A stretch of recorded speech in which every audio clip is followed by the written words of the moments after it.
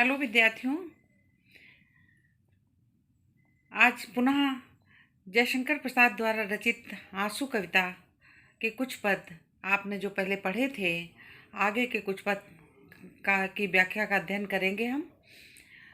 चलिए आरंभ करते हैं। जीवन की जटिल समस्या बढ़ी जटासी कैसी, उड़ती है धूल हृदय में किसकी विभूत है ऐसी।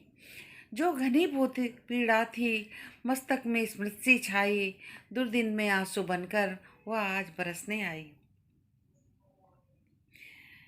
प्रस्तुत पंक्तियाँ संदर्भ। प्रस्तुत पंक्तियाँ छायावाद के प्रवर्तक महाकवि जयशंकर प्रसाद द्वारा रचित कविता आंसू से उद्गृत है।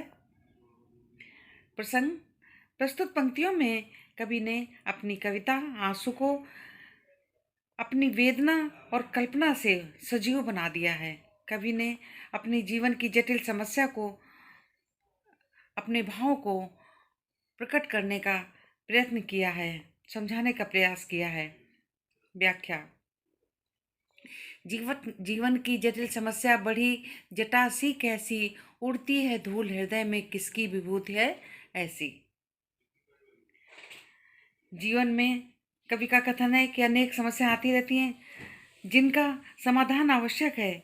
यहाँ भी कवि का कथन है कि उनके जीवन में बड़ी ही कठिन समस्या है जो ऋषि की जटा के समान बढ़ती जा रही है, कभी कम होती ही नहीं है।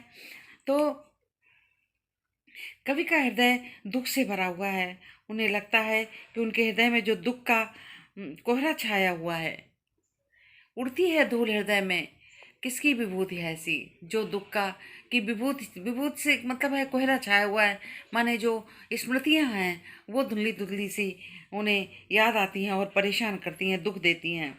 तो उनके हृदय में जो दुख का कोहरा छाया हुआ है उनकी प्रतिमा की धूल बनकर उड़ रही हैं, अर्थात उनके दुख का कारण उनके अतीत की यादें हैं जो अपनी प्रिया के साथ बिताए हुए थे। वह समय अब वो विरह के समय उन्हें दुख दे रही हैं, जो कवि को अपने हृदय में धूल सी उड़ती हुई प्रतीत होती है और कष्ट दे रही है। आगे पंक्तियाँ। जो घनीभूत पीड़ा थी मस्तक में स्मृति छाई, दुर्दिन में आंसू बनकर वह आज बरसने आई। कवि का व्याख्या। संदर्भ वही होगा, प्रसंग भी वही है। तो कवि के मन में प्रिया के वियोग के कारण असीम पीड़ा है। जो घनीभूत पीड़ा थी, घनीभूत माने बहुत अधिक पीड़ा थी, मस्तक में स्मृति छाई, वो स्मृति बन करके उनके मस्तक में माने मन मस्तिष्क में छा गई है। जो स्मृतियां हैं वो पीड़ा बन करके छा गई हैं। दुर्दिन में आंसू बनकर जब प्रिया कवि के पास थी तो उसके सुख के दिन थे, लेकिन जब वो दूर चली गई है तो उसे लगता है कि वो बुरे दिन आए हैं और वो आंसू बन करके आज कवि की आंखों में आंसू के द्वारा वो आज निकलती जा रही, बरस रही है। फिर देखें। जो घनीभूत पीड़ा थी मस्तक में स्मृति छाई, दुर्दिन में आंसू बनकर आज बरसने आई।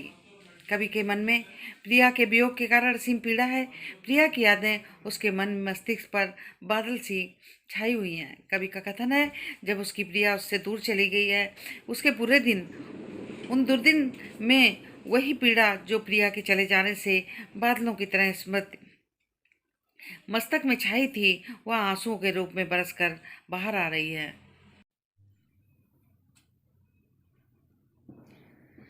अब विशेष में पहले अलंकार उपमा अलंकार। स्मृति सी है, इसमें उपमा अलंकार हो गए। श्लेष हुआ दुर्दिन में और मानवीकरण भी है। भाषा तत्सम शब्दों का प्रयोग हुआ है, खड़ी बोली है। रस श्रृंगार रस है, गुण माधुर्य। कभी प्रिया से दूर होकर, एक लास्ट पॉइंट जो है, कभी प्रिया से दूर होकर जीवन में निरस्ता और अकेलापन महसूस करता है और वो याद करके वो दुखी है।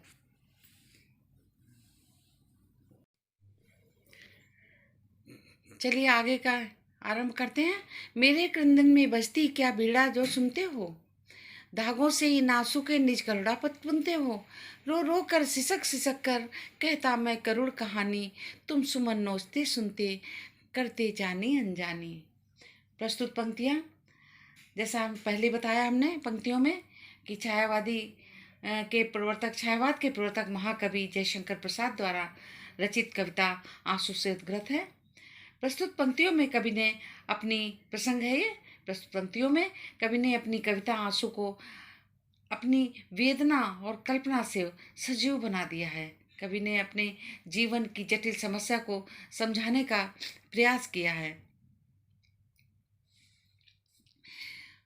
वो अपनी अकेले में अपनी प्रियतमा से बात कर रहा है और बात करते हुए वो कहता है क्या है कि मेरे क्रंदन में बजती क्या वीणा तुम सुनते हो। वो निराशा अपने अप्रत्यक्ष रूप से जो उसकी प्रियतमा है उससे बात कर रहा अकेले में और अपने मन की निराशा को व्यक्त करता हुआ कहता है कि अ, कि मेरे हृदय का क्रंदन रोना बिलखना क्या तुम्हें सुनाई देता है, एहसास होता है। क्या मेरे हृदय रूपी वीणा बजती है वो तुम्हें सुनाई देती है।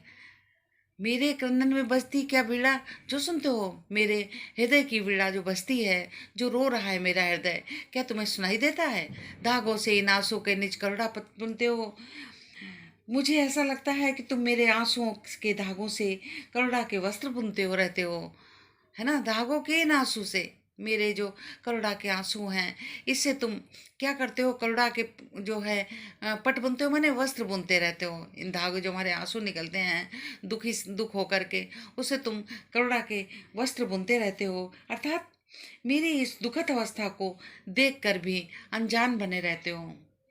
रो रो कर सिसक सिसक कर कहता मैं करुण कहानी, तुम सुमन नोचते सुनते करते अनजानी अनजानी। वो अपनी प्रियतमा को वो संबोधित करते हुए कहता है कि